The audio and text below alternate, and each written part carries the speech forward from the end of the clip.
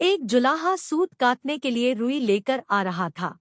वह नदी किनारे सुस्ताने के लिए बैठा ही था कि जोर की आंधी आई। आंधी में उसकी सारी रुई उड़ गई। जुलाहा घबराया, अगर बिना रुई के घर पहुंचा तो मेरी पत्नी तो बहुत नाराज होगी। घबराहट में उसे कुछ न सूझा। उसने सोचा, यही बोल दूंगा फुर फुर्र। और वह फुर्र फुर्र बोलता जा रहा था। आगे एक चिड़ीमार पक्षी पकड़ रहा था। जुलाहे की फुर सुनकर सारे पक्षी उड़ गए। चिड़ीमार को बहुत गुस्सा आया। वह जुलाहे पर बहुत चिल्लाया, तुमने मुझे बर्बाद कर दिया। आगे से तुम ऐसा कहना, पकड़ो पकड़ो। जुलाहा जोर जोर से पकड़ो पकड़ो रटता गया।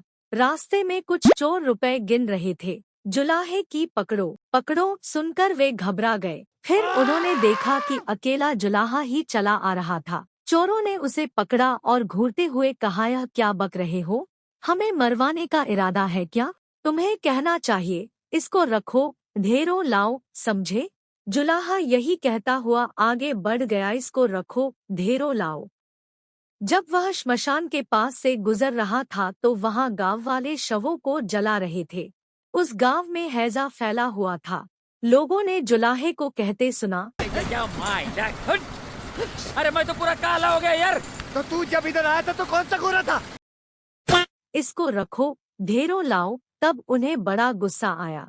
वे चिल्लाए, तुम्हें शर्म नहीं आती है? हमारे गांव में इतना भारी दुख फैला है और तुम ऐसा बकते हो। तुम्हें कहना चाहिए, यह तो बड़े दुख की बात है। जुलाहा शर्म से पानी पानी हो गया। वह यही रटता हुआ आगे बढ़ने लगा, यह तो बड़े दुख की बात है। कुछ देर बाद वह एक बारात के पास से गुजरा। बारातियों ने उसे यह कहते हुए सुना, यह तो बड़े दुख की बात है। इतना सुनकर वे जुलाहे को पीटने के लिए तैयार हो गए। बड़ी मुश्किल से उसने सफाई दी तो उन्होंने कहा, सीधे से आगे बढ़ो और हाँ, अब तुम यह रटते जाना, भाग्य में हो तो ऐसा सुख मिले। अब जुलाहा यही रटता हुआ अपनी राह चल पड़ा। चलते चलते अंधेरा हो गया। घर से निकलते समय उसकी पत्नी ने उससे यही कहा था कि जहाँ रात हो जाए वहीं सो जाना। जुलाहा थक भी गया था, वह वहाँ सो गया। अगले दिन जब सुबह उसके मुंह पर पानी पड़ा तब जुलाहा हड़बड़ा कर उठा।